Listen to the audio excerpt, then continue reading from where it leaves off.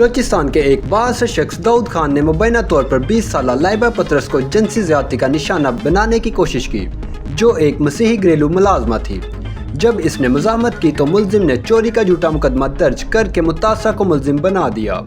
لائبہ پطرس 20 سالہ مسیحی گھریلو ملازمہ ہے۔ وہ اپنے خاندان کی کفالت کے لیے مزدوری کرتی تھی۔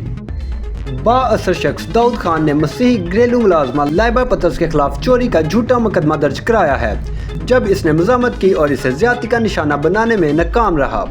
یہ کرسمس کے موقع پر مسیحیوں پر بڑھتے ہوئے حملوں کے درمیان سامنے آیا ہے۔ متاثرہ خاندان اور مسیحی رہنماؤں نے حکومت پاکستان اور آرمی چیف سے مطالبہ کیا ہے کہ مسیحی بیٹی لائبہ پطرس کو تحفظ اور انصاف فراہم کیا جائے اور داؤد خان کو انصاف کے کٹہرے میں لایا جائے۔ معلومات کا قابل اعتماد ذریعہ CRC، جڑے رہیں CRC کے ساتھ۔